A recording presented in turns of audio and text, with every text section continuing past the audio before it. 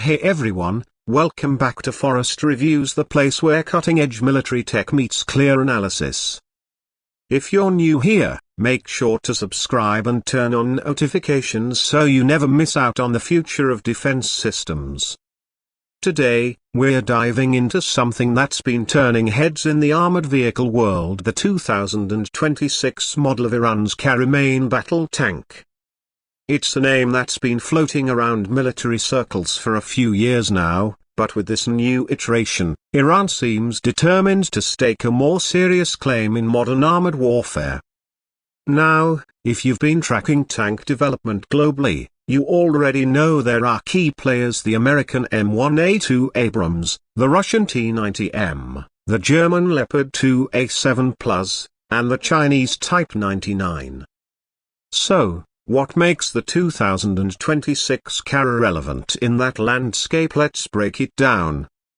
First off, the Karrar tank was originally introduced back in 2016 as Iran's response to increasing restrictions on foreign arms imports.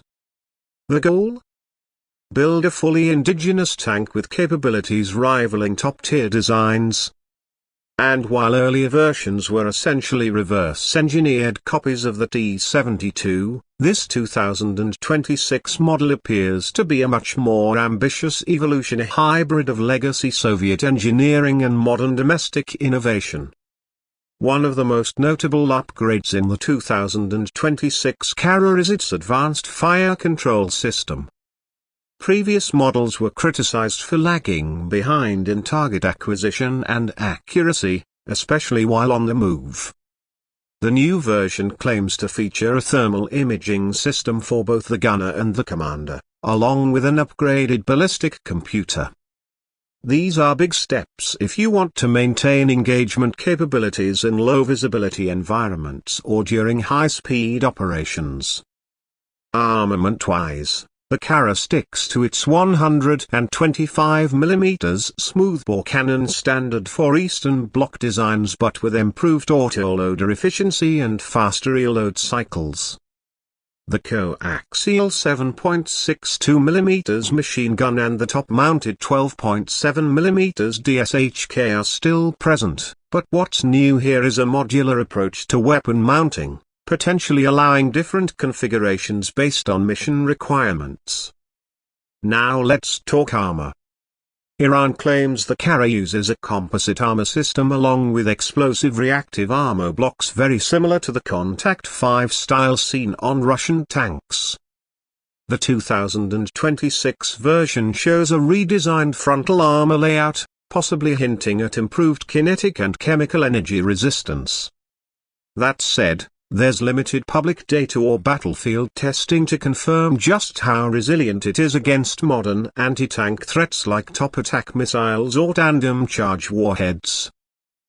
Mobility is where things get interesting. The new Karrar reportedly sports a 1,000 horsepower diesel engine, a step up from previous variants. If true, that gives it a power-to-weight ratio that's just enough to keep pace with other modern tanks, though it still likely lags behind the most mobile Western counterparts. The suspension has also been updated for better off-road performance, suggesting Iran is serious about deploying these in varied terrains from desert flats to mountainous zones. But perhaps the most telling part of this 2026 upgrade isn't a specific feature, it's the strategic context. Iran isn't just making tanks to match specs. They're doing it to signal a message: we can build and deploy advanced ground forces on our own terms. And in a region where armored warfare still plays a crucial role, that message carries weight. Of course, the big question is, how does the Karrar 2026 stack up in real combat? And the truth is, we don't know yet. Iran hasn't deployed the tank in any large-scale conflict, and we haven't seen live fire tests against peer-level threats. Until that happens, most comparisons are speculative. But from what's been shown, whether it's the improved optics, better mobility, or sleeker armor design, it's clear Iran is not just updating the Karrar. they're redefining it. Critics will argue that without battle-proven performance, specs are just marketing. And that's valid. But in regions like the Middle East, where perception often shapes policy, a modern-looking tank that rolls confidently in a parade or training video can have strategic value too. It's psychological warfare, wrapped in steel and smoke. Before we wrap up, it's worth mentioning that even if the Karrar isn't in the same league as the Abrams or the Leopard in raw capability, it does have one major advantage: cost. If mass-produced at scale, it could become an export option for nations under sanctions or looking for affordable armor alternatives. That possibility alone could shift dynamics in localized conflicts where Western tanks are simply too expensive or politically complicated to acquire. So, is the Karrar 2026 a true game changer? Not yet. But is it a statement of intent? Absolutely. It's Iran showing the world that it's not just playing catch-up, it's investing in becoming a future player in armored warfare.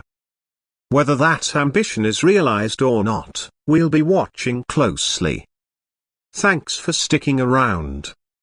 If you enjoyed this breakdown, hit that like button and let us know in the comments, do you think the Karrar 2026 is more hype than substance, or is it a sign of things to come?